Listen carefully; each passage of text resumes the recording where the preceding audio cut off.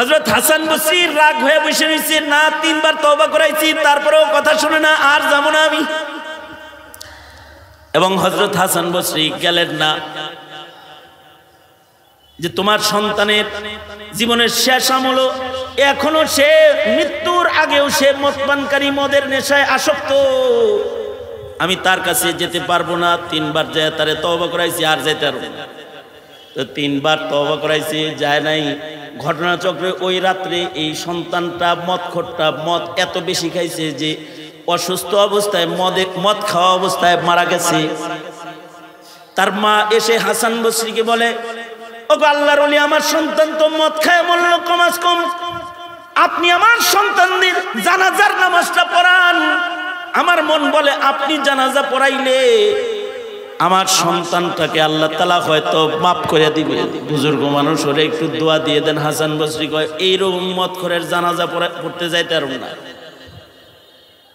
রাতের বেলায় অনুরোধ করেছে, সকাল বেলায় জানাজা মানা করে দিয়েছে। আমি যেমন অন্য কাউরে দিয়ে পড়াও, আমি তোমার সন্তানকে বহুত চেষ্টা করছি, আমি এত বড় জঘন্য মদখোরের জানাজা পড়াইলে এলাকায় যত জেনাকার মারা যাবে তাদের জানাজাও আমার পড়ান লাগবে, যায় যায় আমি পড়াইতে পারবো না, কাউকে দিয়ে পড়ায় নাও।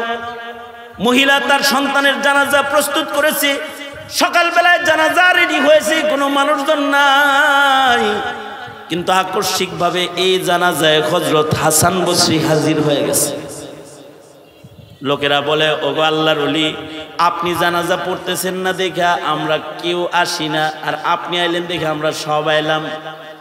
রাতের বেলায় বললেন জানাজা পড়বেন না, এখন কি লেগা, এখন কি জন্য আসছেন? হাসান বসরি বলে, মনে করছিলাম জানাজা পড়ব না, কিন্তু রাতের বেলায় স্বপ্নে দেখি সরওয়ারে দু আলাম মুহাম্মদুর রাসূলুল্লাহ সাল্লাল্লাহু আলাইহি ওয়াসাল্লাম আসছেন। এসে বলতেছে, হাসান রে, আমার যে উম্মতটা মারা গেছে, যার জানাজাও তুমি পড়বে না বলে অস্বীকার করেছো, জানো তুমি তারে 3 বার তওবা করাইছো, সে তওবা তোমার কথায় করে নাই, কিন্তু আজকে মৃত্যুর আগে সে খালিস একটা তওবা করেছে আর নিয়ত করেছিল যদি বেঁচে থাকে তাহলে তোমার হাতে হাত দিয়ে জিন্দেগির তরে গুনাহ ছাড়ার বায়াত সে গ্রহণ করবে। মানুষ এমন একটা সৃষ্টি, আল্লাহ পাকের শ্রেষ্ঠ সৃষ্টি, যার তালিমের দরকার আছে, যার তরবিয়তের দরকার আছে। গরু ছাগলের তরবিয়তের দরকার নেই, পশু পাখির তরবিয়তের দরকার নেই। 2 প্রকারের মাখলুকের, এক প্রকারের মাখলুক হলো সৃষ্টিগতভাবে তরবিয়ত ইয়াফতা, আল্লাহ পাকের বিভিন্ন মাখলুকাত হাইওয়ানাত যা আছে এদের তরবিয়ত লাগে না। আর আরেক প্রকারের মাখলুক হলো সামাজিক জীব, ইবাদতের জন্য সৃষ্টি, আল্লাহ পাকের প্রতিনিধি খলিফা, যাদেরকে ইবাদতের জন্য বানানো হয়েছে, তাদের তরবিয়তের দরকার আছে, তাদের তালিমের দরকার আছে। এই কারণেই পৃথিবীর আদিকাল থেকেই মানুষের ভেতরে তালিমের ইন্তজাম, তরবিয়তের ইন্তজাম বাবা আদম আলাইহিস সালাতু ওয়াস সালামের যুগ থেকেই, পৃথিবীর পয়লা মানুষ থেকেই এটা শুরু হয়েছে। গরু ছাগল, হাইওয়ান, জানোয়ার, পাখি, প্রাণীজীব, এই সমস্ত জীবজন্তুর কোনো তরবিয়তের ইন্তজাম নাই, তাদের তরবিয়তের জরুরত নাই, কারণ তাদেরকে আল্লাহ তাআলা আল্লাহর জন্য বানায় নাই, তাদেরকে মানুষের খেদমতের জন্য বানাইছে। তাই তারা যাকে যেভাবে খেদমত করতে বলা হয়েছে তারা সেইভাবে আল্লাহর নির্দেশে খেদমত করতে থাকে, তারা বাধ্য। তাদেরকে আল্লাহ তাআলা কোনো ইখতিয়ার দান করেন নাই, ইচ্ছা দান করেন নাই, হুকুম দান করেছেন। যাকে যে হুকুম দিয়েছেন সে সেই হুকুম মেনে খেদমত করতে থাকে। পৃথিবীর শুরুযুগ থেকে গরু যেভাবে খেদমত করত আজও সেভাবেই খেদমত করতেছে। পৃথিবীর শুরুযুগ থেকে মুরগি যেভাবে ডিম দিত, গোশত খাইতো মানুষ, সেভাবেই খেদমত করে যাচ্ছে। খেদমতের নিয়মের পরিবর্তন হয় নাই। পৃথিবীর শুরু যুগ থেকে ছাগল যে স্টাইলে মানুষের উপকার করত সেভাবে করে যাচ্ছে। গরুর যদি খারাপও লাগে, ওর এখতিয়ার নাই ঘুমানোর, মনিবকে বলতেছে চলো জোয়াল কাঁধে লও, আমার ক্ষেত চাষ করতে হবে। ও বলতে পারে না যে আমার জ্বর আইছে, প্রেশারটা একটু বেশি মনে হইতেছে, আজকে যাইতে পারতেছি না। ওর এ ধরনের কোনো এখতিয়ার নাই, ওকে খেদমতের নির্দেশ দেওয়া আছে, ও খেদমত করতে থাকবে। ওর নিজস্ব কোনো ইচ্ছাও নাই এবং ওর কোনো নিয়ম নাই, আলাদা কোনো শরীয়ত ওর জন্য নাই, বিধান নাই, ওর কোনো তালিমের ব্যবস্থা নাই, ওর আলাদা কোনো আমলি তরবিয়তের ব্যবস্থাও নাই। ওকে আল্লাহ তাআলা খোদাদাত কিছু শিক্ষা তরবিয়ত আল্লাহর পক্ষ থেকে দিয়ে নির্দেশ করছেন খেদমত করতে থাকো। তো পৃথিবীর এই সব মাখলুকগুলো খেদমত করতেছে। সময় মতো সূর্য উদয় হইতেছে, সময় মতো ডুবে যাইতেছে, সময় মতো চাঁদ আলোকিত হইতেছে, সময় মতো আবার হারিয়ে যাইতেছে। পৃথিবীর সব মাখলুক এরকম ভাবে মানুষের খেদমত করতেছে। কিন্তু মানুষের তরবিয়তের দরকার, কারণ মানুষকে আল্লাহ তাআলা অন্য কারোর জন্য বানায় নাই, অন্য কোনো মাখলুকের জন্য বানায় নাই। মানুষকে তো আল্লাহ তাআলা আল্লাহর জন্য বানাইছে। এই কারণে আল্লাহর জন্য বান্দা আল্লাহর পছন্দের হওয়ার পদ্ধতি, প্রসেস, এর তরবিয়তের জরুরত আছে। এই কারণে মানুষের তরবিয়তি ইস্তেমার দরকার আছে, মানুষের ওয়াজ শোনার দরকার আছে। পৃথিবীর কোনো গরুরে ওয়াজ শোনানো লাগে নাই, ওয়াজ করা লাগে নাই। পৃথিবীর কোনো মুরগিরে ওয়াজ করা লাগে নাই। মানুষকে ওয়াজ করতে হয়, মানুষকে আমল শিখাইতে হয়, মানুষকে তরবিয়ত দিতে হয়। কারণ হলো পৃথিবীর সব মাখলুক সৃষ্টিগতভাবেই বিদ্যা, বুদ্ধি, শক্তি কিছু পায়, আর মানুষকে তালিম তরবিয়তের মাধ্যমে এগুলো দিতে হয়, বিলাইতে হয়, বিতরণ করতে হয়।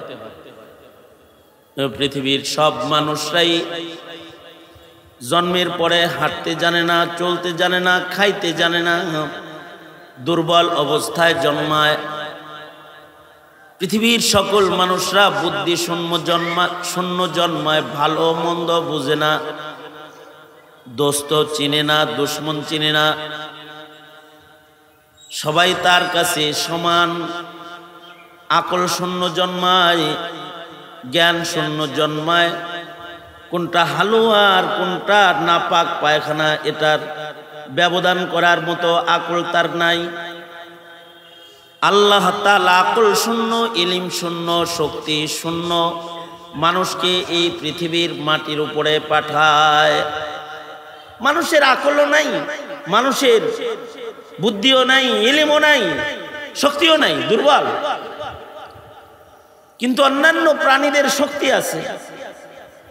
মানুষের হাঁটা শিখতে বছর বছর সময় পার হয়ে যায়, তারপরেও হাঁটতে জানে না।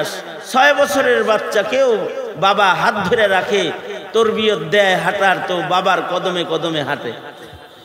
আর মুরগি বের হওয়ার সাথে সাথে হাঁটে। সাঁতার শিখতে বুড়া বয়সেও সাঁতার শিখতে পারে না। হাঁসের বাচ্চা ডিম থেকে বাইরে সাঁতরায়, ডুবায়, আর কাদার ভেতর থেকে নিজের খাবার নিজে কুড়ায়া খায়। আজব জ্ঞান আল্লাহ পাক ওদেরকে দান করেছেন, ওরা ভালো মন্দ বুঝে। এক এলাকায় বানরের উৎপাত ছিল। হযরত থানবী রাহমাতুল্লাহ আলাইহি বলছেন, এই এলাকাবাসী একদিন চালাকি করে রুটির ভেতরে বিষ মিশায়া উঠানের উপরে রাইখা দিছে। বানর কিছু বিষ খাওয়া মাইরা কমানোর জন্য। বানরগুলো ডাক্তার বানর, প্যাথোলজিস্ট বানর, ওরা আইসা রুটির গন্ধ শুনেই বুঝছে এর ভিতরে কাম হইছে। জঙ্গলে চলে গেছে, ওই পাতা নিয়ে আসছে, যে পাতা খাইলে পরে বিষ পানি হয়ে যায়। তো একটা করে রুটি খায়, একটা করে পাতা খায়, খায়া দেয়, টা দিয়ে চলে গেছে। সৃষ্টিগতভাবে কোনো স্কুলে পড়ে নাই, এমনি বিদ্যা বুদ্ধি আল্লাহ তাআলা ওদেরকে দান করেছে। যেমন মুরগির বাচ্চা, হাঁসের বাচ্চা যেমন, ছাগলের বাচ্চাও তেমন। জন্মের পরে প্রশিক্ষণ লইয়া জন্মায়, ট্রেনিং সহ জন্মায়। মানুষ একটা দিকবাজি দিতে অনেক ট্রেনিং দিতে হয়। যদি সার্কেস দেখায় তাহলে সারা জনম শিক্ষা টিক্ষা, তারপরে কিছু দেখায়। আর ছাগলের বাচ্চা জন্ম লইয়াই সার্কেস দেখায়। সে মিয়া জন্ম লইয়াই দৌড়ঝাঁপ শুরু করে দেয়, ডোয়ার উপর দিয়ে দৌড়ায়, কাঁচা মাটি সরায় ফেলায়, লাভ দিয়ে এদিকে যায় ওদিকে যায়, ডিগবাজি খায় আর বোঝায় আমি কিন্তু পুরান প্রশিক্ষণ প্রাপ্ত। শুধু তাই না, সে যে মারামারিও ভালো জানে এটাও দেখায়। ভাই বোন একসাথে জন্মাইছে, একসাথে গোতাগুতি করে, গোতাটার অ্যাকশনটা কেমনি দিলে ভালো হবে, ঠিক পা উঠায় তারপর অ্যাকশন মারে। মানুষের সাথে হাত পাতলে আইসা গোতা দেয়। শিক্ষিত, গোতাগুতির শিক্ষা লইয়া জন্মাইছে।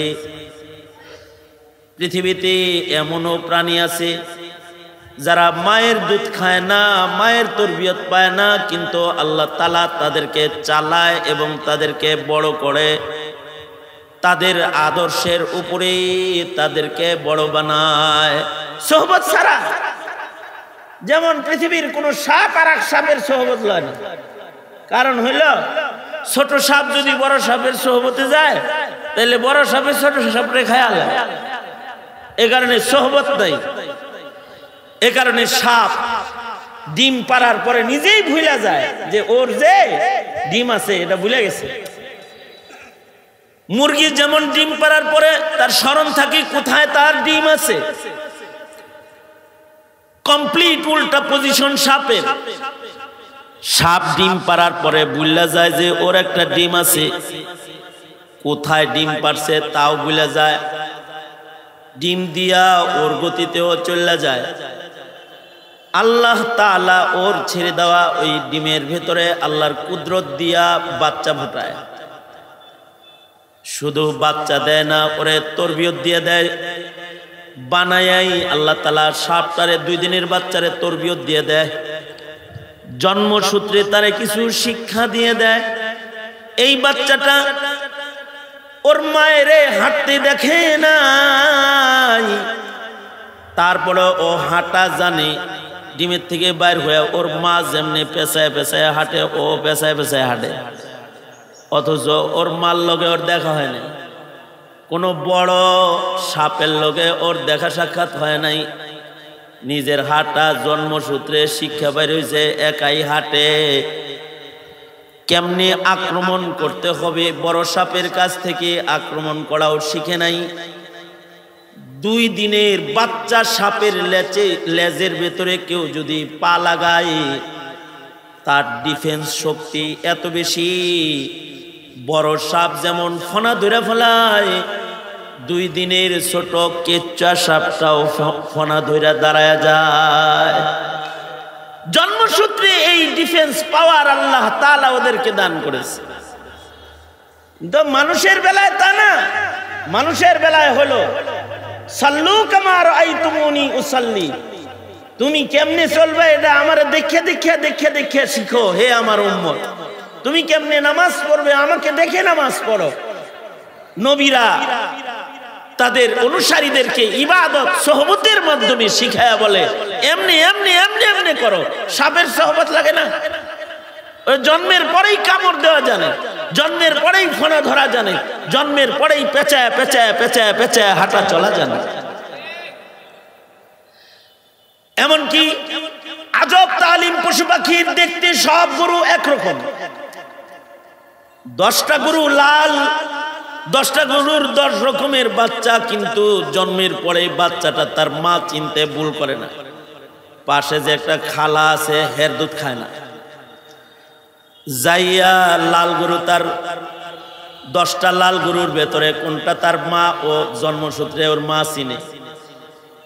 4 হাঁসে 4 মুরগিতে বাচ্চা ফুটাইছে, ছোট ছোট মুরগি, মুরগির কালারও 4টা একরকম, কিন্তু ও কোনটা খালা কোনটা মা চিন্নালাই।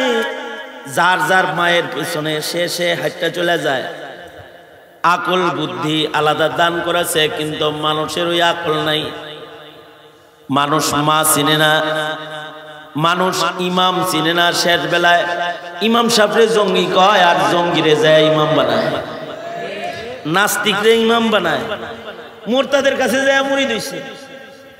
কাদিয়ানির কাছে যায় মুরিদ হইছে, আবার কয় কি ব্যাককলের মতো কথা কয়, সব হুজুর রে তো হুজুরের মতনই লাগে। হেরাও তো টুপিওয়ালা, হেরাও পাঞ্জাবিওয়ালা, পাগড়িওয়ালা, এগুলোর কথা শুনবো না তো কার কথা শুনবো?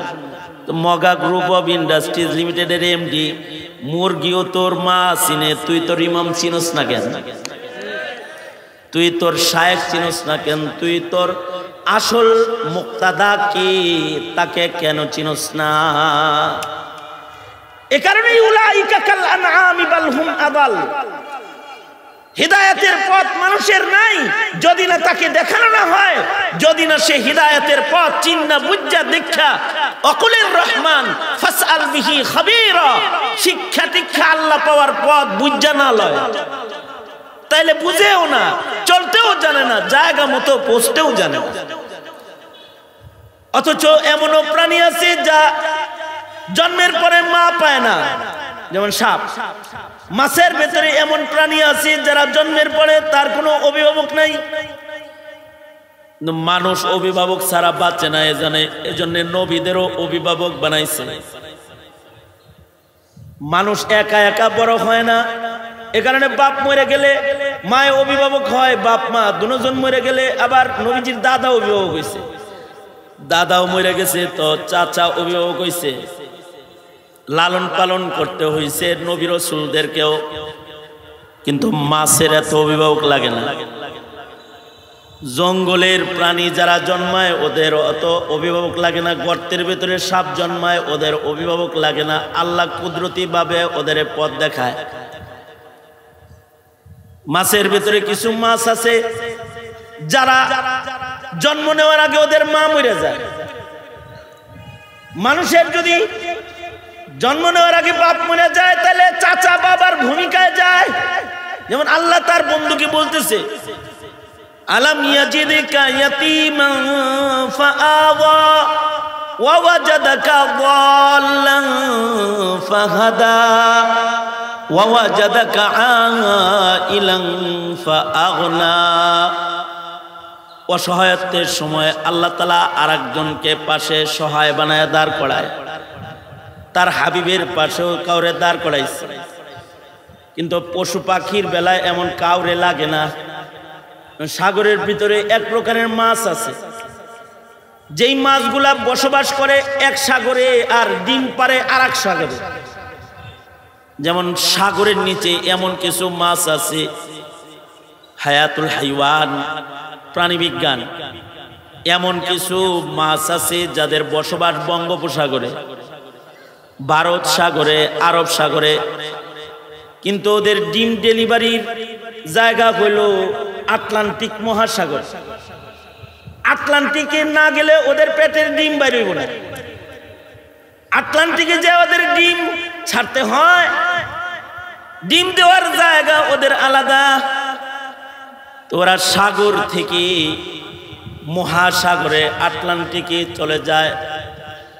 কতটুকুন রাস্তা যায় একটা মাছ?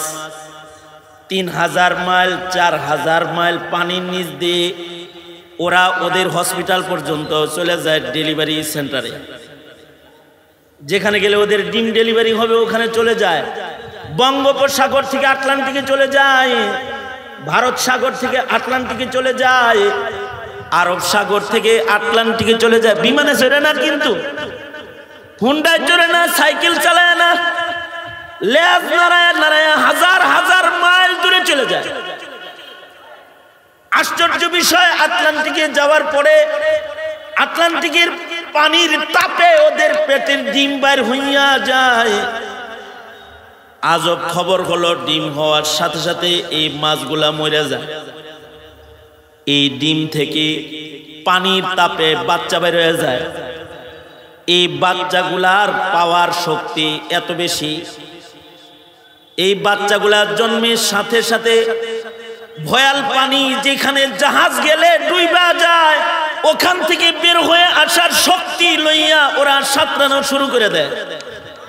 সাঁতরাইতে সাঁতরাইতে ওরা ওদের মায়ের বাড়ি চলে আসে, যাদের মার বাড়ি বঙ্গোপসাগরে।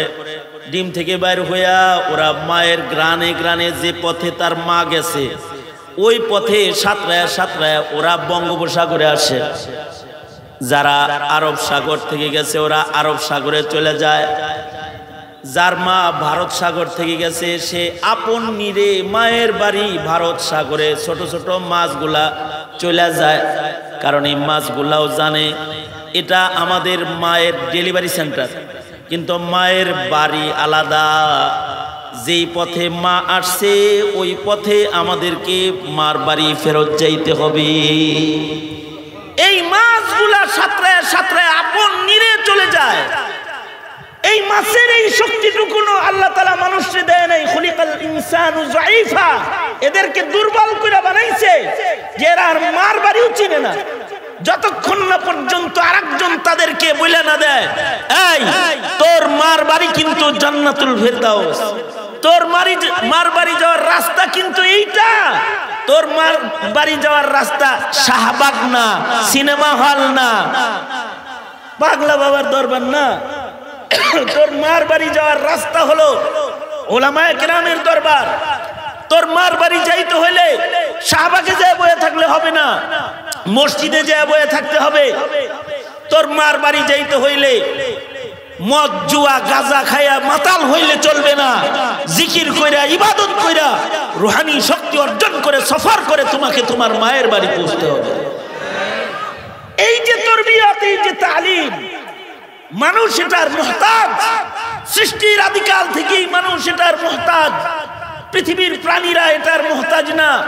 এ কারণেই পৃথিবীর আদিকাল থেকেই মানুষকে তালিম তরবিয়ত দেওয়ার জন্যই আল্লাহ তাআলা ১০০ লাখ শিক্ষক পৃথিবীতে প্রেরণ করেছেন, যারা অন্ধ মানুষগুলাকে চোখওয়ালা মানুষে রূপান্তরিত করবে। কারণ লা ইস্তাবিল আমা ওয়াল বাসির, চোখ ছাড়া আর চোখওয়ালা দুইজন সমান না। যাকে শিক্ষা দেওয়া হবে রব পর্যন্ত পৌঁছার, সে আর যে শিক্ষা পাবে না রব পাওয়ার, সে অর্থাৎ ইলমের চোখ ছাড়া আর ইলমের চোখ, তরবিয়তের চোখওয়ালা হাত পাওয়ালা মানুষ দুই দল সমান হইতে পারে না।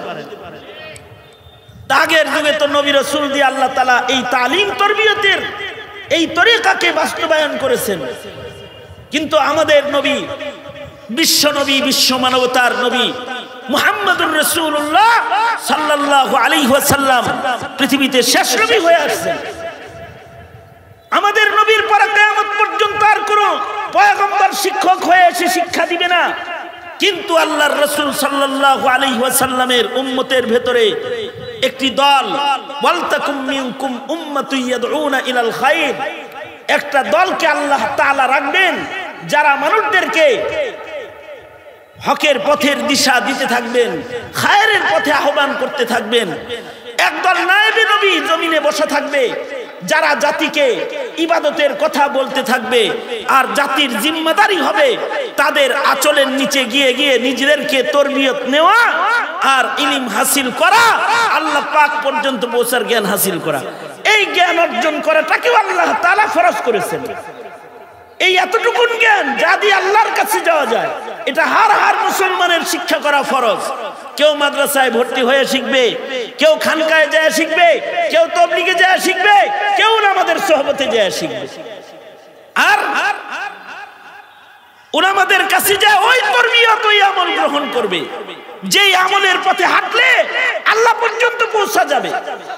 যারা ওই পথে হাঁটবে তারা জান্নাতে পৌঁছবে, আর যারা হাঁটবে না তারা ওই বাগানে যেতে পারবে না, তারা আগুনে পড়ে যাবে। দুইটা পথ আছে পৃথিবীতে, একটা পথ আগুনের পথ, আর একটা পথ বাগানের পথ। একটা পথ জান্নাতের পথ, আর একটা পথ দোজখের পথ। এই পথগুলোকে নির্ণয় যে না করবে সে দোজখের পথে হাঁটতে থাকলে দোজখে চলে যাবে। আর যারা পথ নির্ণয় করে পদ্ধতি মতো আল্লাহ পাকের গোলাম হয়ে পথ চলবে, তারা জান্নাতের বাগানে গিয়ে আল্লাহ পাকের মুলাকাতে আল্লাহর মেহমান হয়ে আল্লাহর মেজবানির দস্তরখানে তারা বসে। সঙ্গত কারণে এই সালেকিন হযরতদের ইজতিমা অথবা পীর মাশায়েখদের তরবিয়ত, এটা মানুষেরই জন্য, এটা লাগবে, এটা থাকবে। পীর সাহেব হুজুরের আগে ওনার আব্বা জান এখানে তরবিয়ত দিয়েছেন, ওনার আব্বা জানের পরে এখানে ওনারা তরবিয়ত দিতেছেন, ওনাদের পরে কেউ এই খানকায় বসে তরবিয়ত দিতে থাকবে, তাদের পরে কেউ দিতে থাকবে, তাদের পরে কেউ দিতে থাকবে। তরবিয়ত ছাড়া যদি যাতা করে মানুষ যদি তার নেক আমলের পাল্লা ছোট করে ফেলায় আর বদ আমলকে ভারী করে ফেলায়, তাহলে দোজকের আগুনে নিক্ষিপ্ত হয়ে যাবে। আপনারা যারা হঠাৎ করে আজকে খানকায় আসছেন, দীর্ঘদিন তরবিয়ত ছাড়া চইলা পাপের বুঝা যাদের হইয়া গেছে, তাদের জন্য একটা সুসংবাদ আছে। কেউ যদি কোন শাইখে কামেলের কাছে যায় আর যদি তার নিয়ত হয় সে গুনার পথ ছাড়বে, হাইওয়ান জানোয়ারের মতো সে হবে না, গোলাম সে হবে, এই মানসিকতা লইয়া যদি তওবার নিয়ত করে কেউ ঘর থেকে বের হয়ে যায়, তাহলে বুখারী শরীফে আছে 100 খুনের আসামিকে আল্লাহ তাআলা মাফ করে দিয়েছে। আর যাদেরকে আল্লাহ তাআলা এখানে পৌঁছায় দিয়েছে, তারা যদি আজকে এখান থেকে তওবা করে বাড়ি যাইতে পারে, তাহলে তওবাকারীদের ফজিলত হলো যারা তওবা করবে তাদের পেছনের জিন্দেগির সব গুনাহ আল্লাহ তাআলা মাফ করে দিবে। কেউ যদি তওবা করে তো আল্লাহ তাআলা তার গুনাহকে নেকের দ্বারা পরিবর্তন করে দিবে। শুধুই মাত্র তওবার ইরাদা যদি কারোর ভেতরে আইসা তওবার খালিস হালতটা কারোর দিলের ভেতরে সেটআপ হয়ে যায়, এরপরে যদি সে মইরা যায় তো সে তওবাকারী মাইয়িতকে আল্লাহ তাআলা মৃত্যুর সাথে সাথে আল্লাহর জান্নাত দান করবে। মরণের আগে তওবার সুযোগ পাওয়াটা এটা অনেক বড় নিয়ামত আল্লাহ পাকের। যারা এখানে আসছেন তওবার সুযোগ পাইছেন, আপনাদের জন্য এটা আযীমুশ শান নিয়ামত। এ কারণে পিছনের জিন্দেগিতে গরু ছাগল হাইওয়ানের মতো যে চলাফেরাগুলো হয়েছে, তার থেকে তওবা করতে হবে তরবিয়তি মজলিসে। আল্লাহর কাছে খালিস তওবা করতে হবে যে আল্লাহ, আমার আগামীর জিন্দেগি আমি ইবাদতের জিন্দেগি বানাবো। এই ইরাদা করার পরে যদি কেউ মারা যায়, সে জান্নাতে চলে যায়। হযরত হাসান বসরির কাছে এক বাপ এক মা আসছে। মা আয়েশা বলে, আল্লাহর ওলি, আমার সন্তান তো খালি মদ খায়, ওকে একটু তওবা করান। হাসান বসরি যায় মদ খোররে তওবা করাইছে বাড়ি যায়। এরপরে মদ খাওয়া ফিরে নাই, আবার মদ খায়। আবার আসছে মহিলা, হুজুর কি তওবা করাইলেন? আমার সন্তান তো আবার মদ খায়, তারা তওবা করেন, চলেন। মদ খোররে তো আনতে পারে না, ফিরে দুইটা মদের খোরের কাছে লয়ে গেছে, হাসান বসরিকে লয়ে গেছে। হাসান বসরি যায় আবার তওবা করাইছে। এরপরে মদ খাওয়া আরো বাড়ছে। হাসান বসরির কাছে মা আবার আসছে। মদ খাইতে খাইতে এবার মদ তার দেহে ধরে গেছে, মরজে মৌত তাকে ধরে ফেলেছে, এবার মৃত্যুর বিছানায় পড়ে গেছে।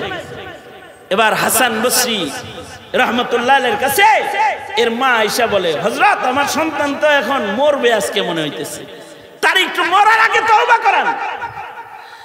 হযরত হাসান বসরি রাগ হয়ে বসে রয়েছে, না 3 বার তওবা করাইছি, তারপরেও কথা শুনে না, আর যাব না আমি। এবং হযরত হাসান বসরি গেলেন না, যে তোমার সন্তানের জীবনের শেষ আমল এখনো সে মৃত্যুর আগেও সে মদপানকারী, মদের নেশায় আসক্ত, আমি তার কাছে যেতে পারবো না। 3 বার যায় তারে তওবা করাইছি, আর যাইতে পারবো না। তো 3 বার তওবা করাইছি, যায় নাই। ঘটনাচক্রে ওই রাত্রে এই সন্তানটা মদখোরটা মদ এত বেশি খাইছে যে অসুস্থ অবস্থায় মদ খাওয়া অবস্থায় মারা গেছে। তার মা এসে হাসান বসরিকে বলে, ওগো আল্লাহর ওলি, আমার সন্তান তো মদ খায় মরল, কমাস কম আপনি আমার সন্তানদের জানাজার নামাজটা পড়ান। আমার মন বলে আপনি জানাজা পড়াইলে আমার সন্তানটাকে আল্লাহ তাআলা হয়তো মাফ করে দিবে। বুজুর্গ মানুষ হলে একটু দোয়া দিয়ে দেন। হাসান বসরি কয়, এইরকম মদখোরের জানাজা পড়তে যাইতে পারব না। রাতের বেলায় অনুরোধ করেছে, সকাল বেলায় জানাজা মানা করে দিয়েছে। আমি যেমন অন্য কাউরে দিয়ে পড়াও, আমি তোমার সন্তানরে বহুত চেষ্টা করছি, আমি এত বড় জঘন্য মদখোরের জানাজা পড়াইলে এলাকায় যত জেনাকার মারা যাবে তাদের জানাজাও আমার পড়ান লাগবে, যায় যায় আমি পড়াইতে পারবো না, কাউকে দিয়ে পড়ায় নাও। মহিলা তার সন্তানের জানাজা প্রস্তুত করেছে, সকালবেলায় জানাজা রেডি হয়েছে, কোনো মানুষজন নাই, কিন্তু আকস্মিকভাবে এই জানাজায় হযরত হাসান বসরি হাজির হয়ে গেছে। লোকেরা বলে, ওগো আল্লাহর ওলি, আপনি জানাজা পড়তেছেন না দেখা আমরা কেউ আসি না, আর আপনি আইলেন দেখে আমরা সব আইলাম। রাতের বেলায় বললেন জানাজা পড়বেন না, এখন কি লেগা, এখন কি জন্য আসছেন? হাসান বসরি বলে, মনে করছিলাম জানাজা পড়বো না, কিন্তু রাতের বেলায় স্বপ্নে দেখি সরওয়ারে দু আলাম মুহাম্মদুর রাসূলুল্লাহ সাল্লাল্লাহু আলাইহি ওয়াসাল্লাম আসছেন।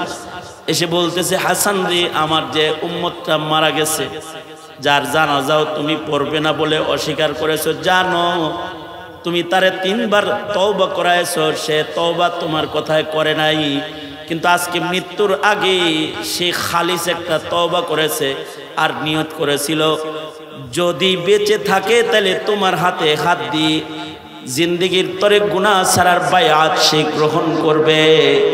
তওবাকারীর তো আল্লাহর কাছে অনেক দাম।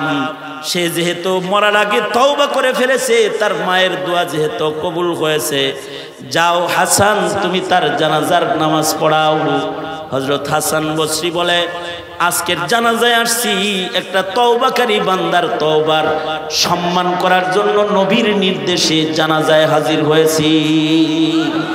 তওবাকারী যদি কারোর তওবা নসিব হয়ে যায়, জিন্দেগি ভর গুনাহ করার পরে আল্লাহ তাকে মাফ করে দেয়। বুখারী শরীফে শত খুনের আসামিকে ক্ষমা করে দেওয়ার ওয়াকিয়া আল্লাহর রাসূল উম্মতকে শোনায় গেছে।